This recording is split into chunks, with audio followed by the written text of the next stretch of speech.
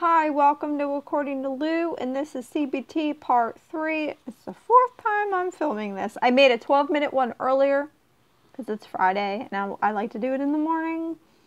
And YouTube wouldn't let me load it because it was like 12 minutes long. If it's more than 10 minutes, it won't let me load it. So that's, if you're wondering, not that I don't think anyone is, wondering where my video was, it's because it wouldn't let me upload. So here we are again, you and me. We're going to do this again. Okay. I want to go over. Ooh! Let's go back. Thinking about thinking is what we're going to go over. And this is coming from the David D. Burns book, Cognitive Therapy, the Feeling Good Handbook. I left it at my parents'. So I've been using the Dummies book, which is really good, but I'm finding it really hard for me to understand that book. So I'm going to have to go get the Feeling Good Handbook back from my parents because it helps me. So I went online and that's what we're going to read today. It is The Patterns of Cognitive Distortions. Once it gets to 10 minutes, we'll probably only go to number 5 and then we'll do the next 5 next week because I'm not good at reading. So if you don't want to watch this, I completely understand, and don't, because I can be really frustrating because I'm not good at reading, and I will reread things a couple times because I mess up and I don't understand what I'm reading. Number 1 is all or nothing thinking. You see things in black and white categories. If a situation falls short of perfect, you see it as a total failure. When a woman on a diet ate a spoonful of ice cream, she told herself that she blew her diet completely. This thought upset her so much that she ate the whole quart of ice cream. We've all been there. Don't act like you haven't. We've all been there. Number 2, overgeneralization. Generalization. Overgeneralization.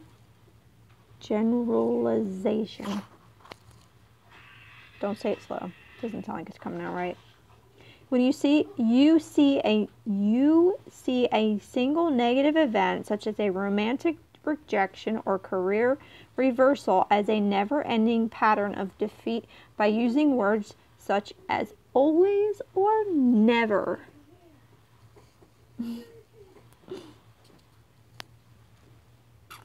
When you think about it, a depressed salesman became terribly upset when he noticed bird dung on his windshield of his car, and he told himself, just my luck.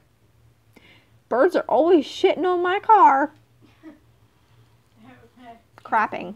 He said crapping. I added the shit because the shit happens. So always and never are not really realistic words, but we all use them. I know I use them, and I really need to stop doing that because things can't always be always be always. Can't always be never either. So can things always be never? No, they can't always be never.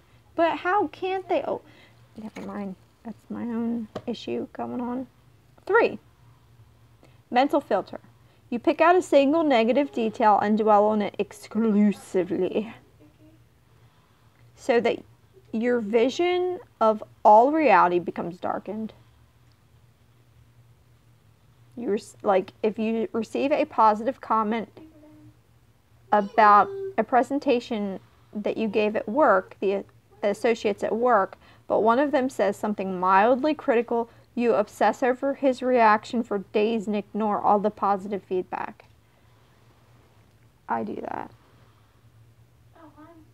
I don't dwell on like this particular situation because I know I'm good at my job, but I will dwell on things like that happened in the past, like a decision I've made, or it's usually decisions I've made, or something I've done, or I could be better, I could be working harder, I could not sleep in so late, I could do a lot of things because in my core, I believe I'm not enough, and I was in another video.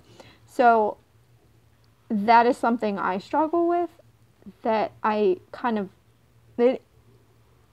it's a negative thing. It's so that was mental filter. Where you ignore the positive feedback and you focus on the negative. Discounting the positive is number 4, which is also kind of linked with mental filter, I think. We're 5 minutes now. 10 minutes, we gotta stop. You reject positive experiences by insisting that they don't count. If you do a good job, you may tell yourself that it wasn't good enough or that anyone could have done it as well. Discounting the positive takes the joy out of life and makes you feel inadequate and unrewarded.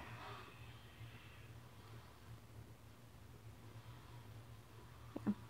You tell yourself that it wasn't good enough and that anyone could have done it as well.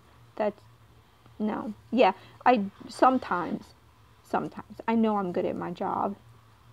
And I think that when I get complimented on my talent, if you work in a field where you use your talent, maybe you're artistic or you're a welder and you can use your abilities, and I'm a cook and I can use my abilities and people give me compliments, I allow them in because I do feel like that I'm good at what I'm doing.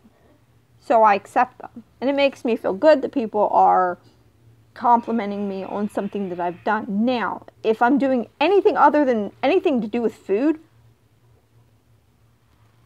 I don't let them in because I don't believe it. I don't believe that someone else would think that I'm good at anything else. So that's kind of an example. Stick with your talent. Okay, 7 minutes. Jumping to conclusions.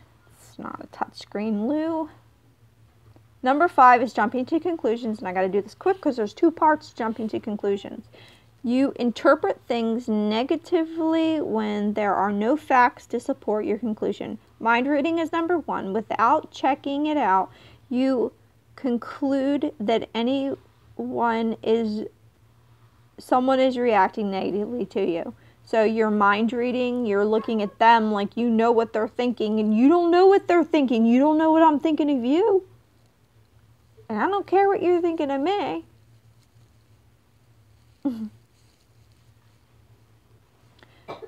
Fortune telling is also under jumping to conclusions, which is number 5.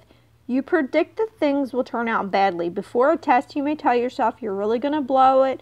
What if I flunk? If you're depressed, you may say to yourself, I'll never get better. And I have experience in this. I can only talk personally. Before going to the doctors 3 weeks ago, I did this. I'm like, why am I even going to go? I know the whole routine. It's going to be a waste of my time. It's a waste of money. She's not going to help me. And blah, blah, blah, blah, blah, blah, blah, blah, blah. But we can't do that. Because we're not fortune tellers. We don't know how it's going to turn out.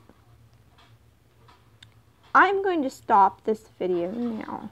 Not now. I got 1 minute to tell you one thing. That all these things are really good. That was 1 through 5, which is 1, being all or nothing thinking, 2, overgeneralization, 3, mental filter, 4, discounting the positives, and 5, jumping to conclusions. And there's 2 parts of that, mind reading and fortune telling.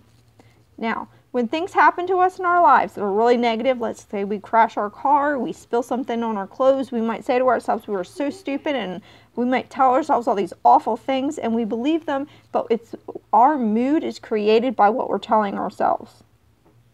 Now, if someone dies in your family, and you can't just throw your feelings aside. You have to go through that grieving process. That CBT can help you with that, but CBT is not telling you to throw away your feelings.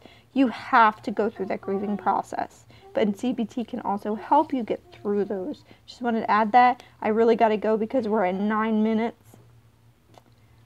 We'll go through 6 through 10 next week. Hopefully I can upload this for you. As always, I'm recording the Lou.